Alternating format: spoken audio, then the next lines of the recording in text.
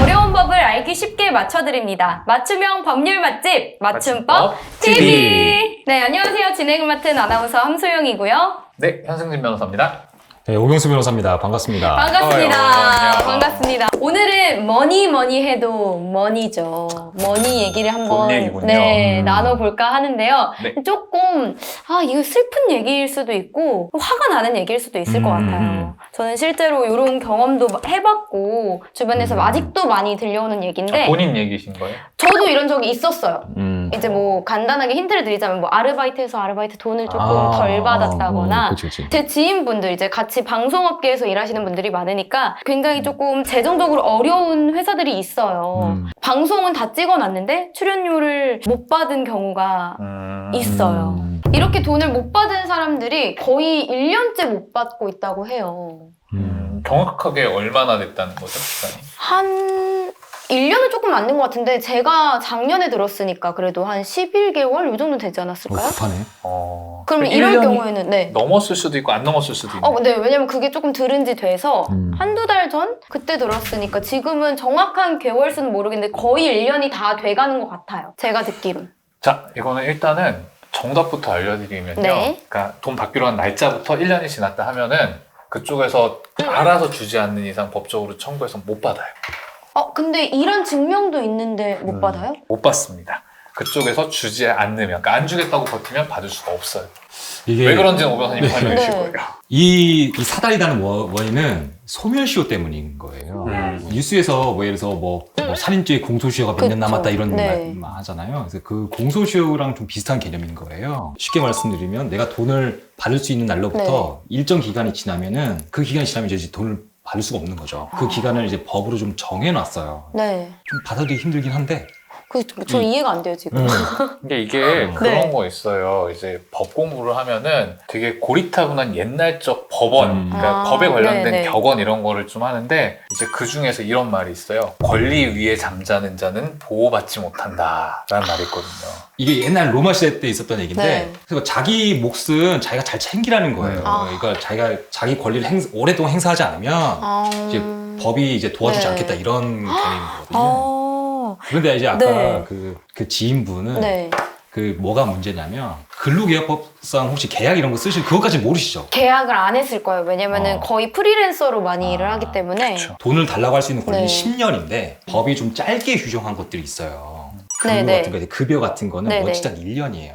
1년이고 짧구나. 근데 근로기준법상 이제 회사에 들어가서 네. 일하는 것들은 이제 그건 근로기준법상 3년 이렇게 해주는 거고 그래서 아까 초반에 아까 현 변호사님도 말씀하신 네. 그 1년 그 기간이 그래서 중요한 거예요. 그러니까 모든 임금이 다 1년인 네. 거는 아니고요. 사실은 뭐 연예인이라든가 아니면 이제 뭐 공연하는 사람들 그렇죠. 뭐 이런 사람들이 받아야 되는 그 돈 아니면 우리 흔히 이제 일용 노동하시는 분들 있잖아요. 그쵸, 네. 그런 분들이 이제 일하고 받는 대가 이런 것들은 다 1년으로 되어 뭐, 있어요. 내가 뭐 알바를 해서 뭐 네. 과외 알바를 했는데 그런 경우는 별로 없지만 학생 어머님이 돈을 안 준다 이런 게 진짜. 1년이에요. 1년짜리고 되게 그런 연예인들이 경우 네. 있어요. 진짜요? 저 옛날에 떼먹힌 적이 몇 번 있어요. 과외비를 떼먹어요? 그러니까 아줌마가? 마지막 너무했다. 원래 과외비는 선불로 하는 게 그치, 일반적이거든요. 그쵸. 근데 오래 했으니까 뭐 이번 달은 좀 그래서 나중에 주겠다라고 해놓고 그리고 그 달하고 과외 그만뒀는데 결국에는 못 받은 경우도 있어요. 그런 사람들이 이게 있습니다. 비일비재해요. 그러니까 이게 네. 오늘 어떻게 생각해요? 내 생각인데 민법을 만들 당시에는 연예인들이 이렇게 큰 돈을 벌지 그렇지, 몰랐던 그런 거야. 시대가 아니었지. 그러니까는 쉽게 그러니까 무시하던 뭐 그러니까 깜짝이야 무시하던 행사 뛰는 시대니까. 연예인한테 거기서 이제 그 업체가 거의 1년째 이런 거지. 요새는 그렇지 매니지먼트는 이렇게 되지 그쵸. 않죠. 그러면 1년 안에 어떻게 뭐 고소를 할 수 있나요? 뭐 그러니까 고소는 안 되고요. 네. 그러니까 이게 근로기준법을 적용받는 이제 근로자가 되면은 임금 안 주는 게 근로기준법 위반으로 고소가 가능해요. 근데 이 케이스 같은 경우 이제 근로기준법이 적용되는 사안은 아니기 때문에요. 고소는 안 돼요. 그러니까 고소는 내가 받을 돈 안 준다고 할 수 있는 건 아니거든요. 그래서 요거는 나중에 이제 뭐 제가 사기 관련해갖고 한번 얘기를 할 건데 정확하게 말하면 고소가 아니라 소송을 하셔야죠. 소송. 그렇죠. 민사소송을 제기해서 돈 내놔라라고 청구를 하면은 돼요, 원래는. 근데 지금 뭐 받을 돈이 뭐 몇 천만 원이면 소송하죠. 그쵸. 그리고 뭐 변호사한테 맡겨서라도 소송하면 네. 되는데 뭐 한 100만 원이다. 뭐 200만 원이다. 그럼 변호사 수임료도 안 된단 말이에요, 사실은. 이제 그런 경우에는 돈을 네. 받기로 한 날부터 지금 11개월이 지났다. 그래서 한 달 지나면 못 받게 생겼다. 그런 경우에는 어떻게 해야 되느냐? 오 변호사님 어떻게 해야 되죠? 갑자기 알려주세요. 토스? 제일 간단한 일단 방법은 뭘까요? 지금 당장 돈을 줄 사람한테 네. 일단 기간을 연장해 놓는 조치는 좀 필요해요. 아. 이 기간이 딱 그날로부터 네. 1년 지나면 딱 없어지는 게 아니라 네. 잠시 멈출 수 있어요. 이 기간은 어떡해요? 시간의 흐름을. 아까 그 소송을 하는 것도 하나의 네네. 방법인 거고, 그리고 이제 언제까지 나한테 돈을 주세요라고 저쪽에 먼저 이제 얘기를 하는 거예요.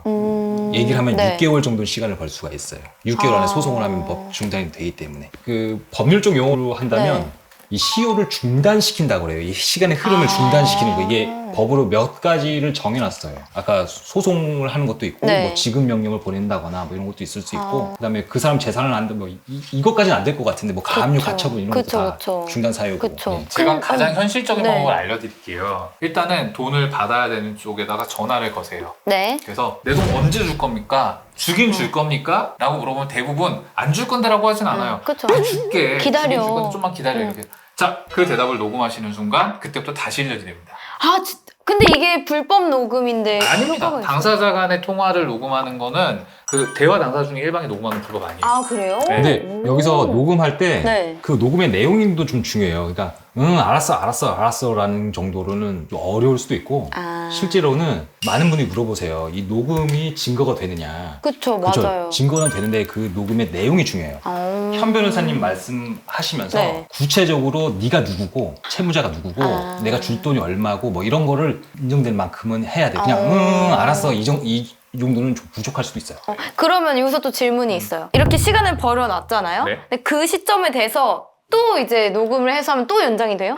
그렇죠. 소멸시효의 중단이라는 건 몇 번이든지 가능해요. 아, 횟수 제한 없이? 네. 만약 그렇게 해서 1년 더 벌어놨는데 그 1년 뒤에 또 안 준다, 안 네. 준다 그러면 그냥 소송하셔야죠. 그쵸. 아, 줄 생각이 없는 사람이죠, 그 사람은. 그래서 이게 네. 소송 말고 지급 명령이라고 많이 보셨을 거예요. 지급 그쵸. 명령. 지급 명령 신청이라는 게 있어요. 그래서 이게 사실 실무적인 얘기긴 한데, 네. 그러니까 지급 명령이라는 간단한 서식으로 내가 돈을 받을 권리가 있으니까 언제까지 나한테 돈 지급하라는 그 지급 명령이라는 걸 법원에 제출해서 그게 이제 뭐 이 기간이 지나지 않으면 네. 확정 판결과 동일한 효과를 갖는 게 있거든요. 그 들어보셨을 거고, 그러니까 예를 들어서 지금 변호사 선임하시는 게 좀 아무래도 좀 부담이 많이 될 거예요. 그쵸. 뭐 법률구조공단이나 아니면 뭐 인터넷 이런 찾아보셔가지고 지급 명령 아. 하는 법 이런 걸 좀 적극적으로 움직이셔야 돼요. 좀. 그럼 그걸 신청하면 받을 확률은 좀 높나요? 뭐 소송을 제기하거나 지급 명령이 네. 했을 때 내가 권리가 있다고 한다면 그거는 승소가 나요. 이 이후에 실제로 그 돈을 받을 수 있는 거는 그 사람한테 돈이 있느냐에 따라 달려있는 거예요. 이제 받을 돈이 몇십만 원 단위가 아니라 그래도 몇백만 원 정도 된다라고 하면은 주변에 법무사 찾아가시면 아. 지급 명령 정도는 좀 저렴한 비용으로 작성이 가능하거든요. 이게 왜 그러냐면은 제 주변에서 지급 명령이나 이런 거 자기 손으로 썼다가 빠뜨리는 것들이 생겨요. 예를 들면은 우리가 돈 못 받으면 당연히 이자를 받아야 돼요, 거기에 대해서. 근데 그런 것들을 간과를 하는데 그 이자 같은 거 빠뜨리고 이러니까 이런 거 같은 경우에는요, 네. 당장 이제 눈앞에 시급하게 소멸시효 완성이 닥쳤다, 1년의 기간이 눈앞에 남아있다 라고 하는 경우에는 말씀드린 대로 네. 연장부터 시켜놓고 어. 그 다음에 지급 명령이든 소송이든지 하셔서 네. 받으시는 게 정답이 될 것 같습니다. 일단 증거, 문자로든 뭐 전화든 증거를 좀 남기셔서 소멸시효를 잠깐 중단시키는 것도 한 방법이라고 하셨는데 사실 이런 걸 일반인들이 모르세요. 이게 소멸시효가 그냥 있다는 시간이 것도 지나면. 사실 저는 오늘 처음 알았거든요. 내가 1년 지나면 못 받는구나, 이것도 처음 아시는 분들도 많을 테니까 저희 방송 보시고 이런 거 좀 잘 체크하셔서 유익하게 도움이 됐으면 좋겠습니다. 그쵸. 그리고 소중한 내 돈. 아, 이랬으면 돈 줍시다. 얼마나 된다고. 그쵸, 좀 줍시다. 네, 좀. 줍시다. 네, 줍시다. 네, 오늘도 영상 보시고 유익하셨으면 좋겠고요. 보시고 좋으셨다면 구독, 좋아요. 알림 설정까지 많이 많이 부탁드릴게요. 안녕. 안녕. 감사합니다. 다음에 감사합니다. 봐요. 다음 네. 시간에 만나요.